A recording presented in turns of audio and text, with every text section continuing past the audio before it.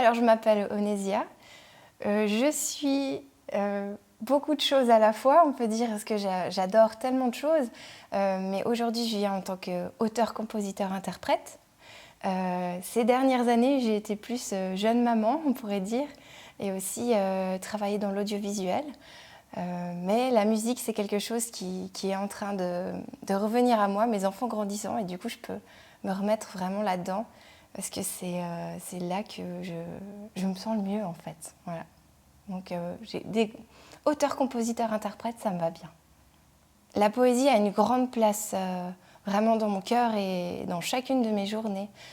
Pour moi, c'est important d'écouter de la musique, de lire des textes, et même dans les conversations de tous les jours, je vais souvent relever des petites anecdotes, des mots, des phrases. Pour moi, les mots sont vraiment, vraiment très importants. Je ne sais pas si je suis auteure de textes poétiques. En tout cas, j'écris des textes. J'écris des textes en vers et puis ça fait partie vraiment de mon quotidien et c'est très important pour moi. Je pense que je peux dire que je suis auteure de textes poétiques parce que finalement, après, c'est propre à chacun de les apprécier ou non. Mais du coup, oui, je peux dire que je suis auteure de textes poétiques puisque surtout aussi dans les chansons, dans chacune de mes chansons, il y a la possibilité de prendre uniquement le texte. C'est déjà quelque chose qui porte un message en soi. Je pense que la poésie est très importante, l'art est très important pour les enfants et les adolescents.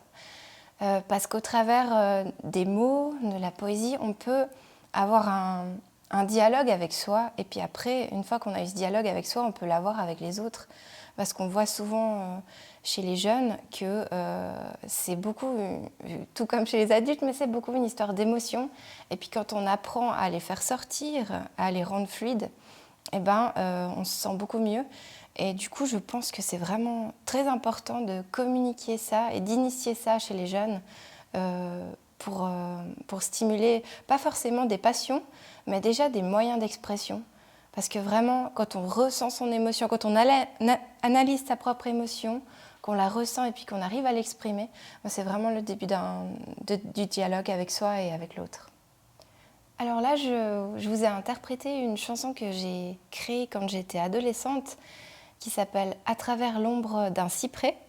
C'est une de mes premières chansons.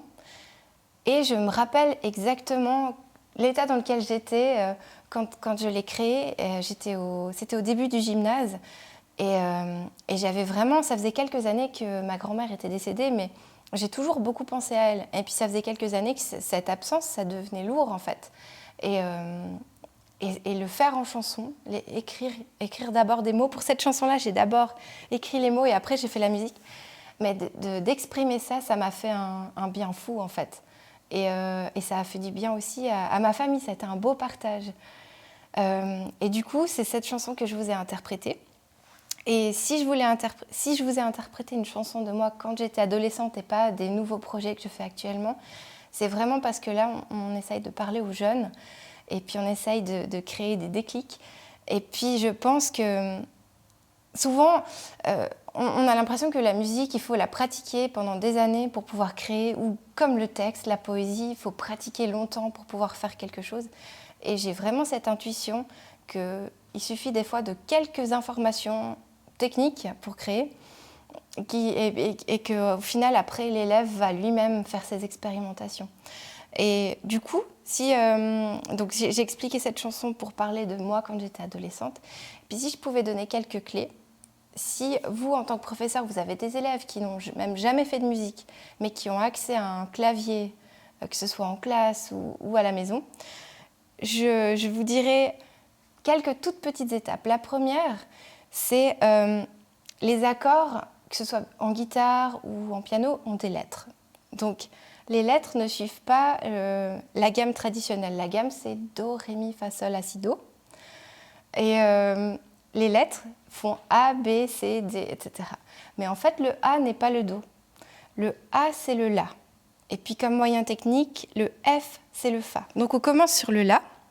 On va faire La, donc c'est le A. Le Si, c'est le B. Le Do, c'est le C. Le Ré, c'est le D. Le E, le Mi. Le Fa, c'est le F, comme on a dit, il y a cette même lettre. Le Sol, le G. Et puis après, de nouveau, on arrive sur le La qui fait le A. Donc déjà connaître ça, les lettres. Et puis ensuite, on a deux grandes familles d'accords. On a les accords majeurs et les accords mineurs. Il y a des accords qui ont encore des chiffres derrière, des 7, des 9, mais ceux-là, on peut vraiment les ignorer pour ce processus-là. La grande famille, c'est les majeurs et les mineurs. Les majeurs, c'est des accords qui nous font nous sentir plein d'énergie, serein. Les accords mineurs, c'est plutôt des accords qui vont nous faire ressentir un peu de nostalgie, voire un peu de tristesse. Et toutes les chansons sont faites de mélanges d'accords majeurs et mineurs, comme la vie, en fait. Donc voilà, on sait déjà qu'il y a deux grandes familles d'accords. On sait comment faire les lettres par rapport aux accords. Et puis voilà, comment créer ces accords? Un accord majeur, c'est la tonique. Alors la tonique, c'est par exemple si on veut faire un accord de Do, donc en l'occurrence de C, puisqu'on commence sur le La, A, B, C. Donc C, c'est le Do. Si on veut faire un Do majeur, on fait tonique, donc c'est la Do lui-même, plus 4 et plus 3. Donc on va compter 4, 1, 2, 3, 4. On arrive sur le Mi, et plus 3, 1, 2, 3, Sol. Donc l'accord de Do, ça va être Do, Mi et Sol, l'accord de Do majeur. Donc un majeur, c'est tonique, plus 4, plus 3. Et on peut faire ça avec tous les accords. Ensuite, si on voulait faire un accord de Do mineur, ce serait la tonique. Mais au lieu de faire plus 4, plus 3, on fera plus 3, plus 4. Donc 1, 2, 3, 1, 2, 3, 4. La toute dernière note sera toujours la même. On a le Sol, mais au milieu, on aura le Ré dièse. Donc Do, Ré dièse et Sol. Comme ça, si je vous dis tout d'un coup, faites-moi un accord de Sol majeur, bien on va en Sol, qui est la lettre G, donc. Et on va faire majeur plus 4 plus 3. 1, 2, 3, 4. 1, 2, 3. Voilà. Donc n'importe quel élève, même s'il va très lentement, même s'il n'a aucune connaissance du rythme, il va pouvoir jouer des accords. Mais maintenant, quel accord jouer? C'est là la question. Donc si j'initie ça, c'est pour que l'élève crée ses propres musiques, pour que ça puisse l'inspirer pour écrire des textes. Donc il y a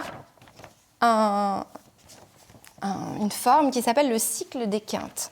Il n'y a pas du tout besoin de connaître la théorie. N'importe quel prof peut aller sur Internet, chercher cycle des quintes. Il n'y a même pas besoin de regarder le troisième cercle au milieu, on va juste regarder les grands cercles. Il y a quelque chose de magique, un petit peu comme on voit, je sais pas, les abeilles, elles s'organisent toujours de manière régulière. Enfin, tout est régulier dans notre vie. Le 99% des chansons qu'on entend à la radio sont basées sur cette loi-là. Donc, c'est-à-dire que vous chercherez le cycle des quintes et puis conseil pour la composition. Et puis après, vous tombez dessus. Il y a tout simplement cette petite forme-là à faire tourner. Donc, par exemple, je la fais tourner au hasard. Et là, j'arrive sur le A, donc c'est le La. Le E, ça fait le Mi. Et le B, ça fait le Si. Ça, ce sont des accords majeurs. Et puis après, en bas, on a les petits accords mineurs. F dièse M, ça veut dire Fa dièse mineur. C dièse M, Do dièse mineur. Et puis là, G dièse M, Sol dièse mineur. Donc en fait, et celui d'en bas, on n'a même pas besoin de le voir. Si vous prenez n'importe lequel de ces accords, dans l'ordre que vous voulez, ça fait joli en fait. Voilà, c'est une loi comme ça. Du coup, les élèves, ils n'ont pas besoin de connaître grand-chose, juste ce que je vous ai dit qui se résume en 5 petites minutes, et ensuite ils explorent. Et donc là, si on en revient par exemple à la base, des accords un petit peu plus faciles, en haut on a le C, le Do, le G c'est le Sol, le F, le Fa. Même si on prenait que ces trois qui sont majeurs, puis en bas on a un petit La mineur par exemple, on peut se dire tiens voilà, je vais prendre 4 accords. 4 accords, c'est une bonne idée parce que la plupart des chansons en radio, en plus de prendre des accords qui se regroupent justement dans cette partie-là, ils ont souvent 4 accords qui tournent en boucle. Donc, alors, on se dit, Fa, Do, et puis après je mets un petit La mineur, et un Sol. Et puis je tourne en boucle la même chose, Fa, et Do, La mineur et Sol. Et puis peut-être que juste en jouant ça, j'entends, je sais pas moi, une ville où il pleut, ou bien alors au contraire, ça m'inspire des vacances au bord de la plage. Et en général, ça peut suffire à titiller l'imaginaire des élèves. Et ça, j'ai des élèves de musique et je les encourage à faire ça. Donc j'ai des élèves qui ont aussi bien 8 ans que 15 ans, ou même 17, 50. Et chacun arrive à faire ça en fait. Et il n'y a même pas besoin du coup de se poser une question rythmique, mais c'est juste se faire confiance. Au bout d'un moment, au début c'est difficile de faire le saut d'un accord à l'autre, mais en fait, s'ils s'entraînent quelques minutes, après ils y arrivent. Et puis après, il y a un processus créatif qui se met en marche et on déconnecte et ça se fait tout seul. Et souvent, ça fait naître des mots. Et j'ai encore récemment eu une de mes élèves qui m'a joué une chanson sur ses camarades de classe où elle exprimait ses émotions. Et puis, je trouvais ça juste magnifique, en fait, qu'elle ait réussi à faire ça. Et je pense que vraiment tous les élèves peuvent le faire à partir de 8 ans, pour les plus curieux. Jusqu'à la fin du gymnase, si ça concerne ce type d'élèves-là pour les professeurs qui suivent ces podcasts. Je pense que ça peut initier vraiment. Parce que parfois, le texte tout seul peut sembler... ça fait peur quand on lit du Victor Hugo, quand on lit de l'Apollinaire. On se dit, mais moi, je suis pas de cet acabit, je ne peux pas faire quelque chose comme ça. Et si des fois, on part avec une musique simple, tout d'un coup... on dit « Ah tiens, ça me fait plus penser à Orelsan qui va mettre des mots ou à Grand Corps Malade » et puis tout de suite, on est...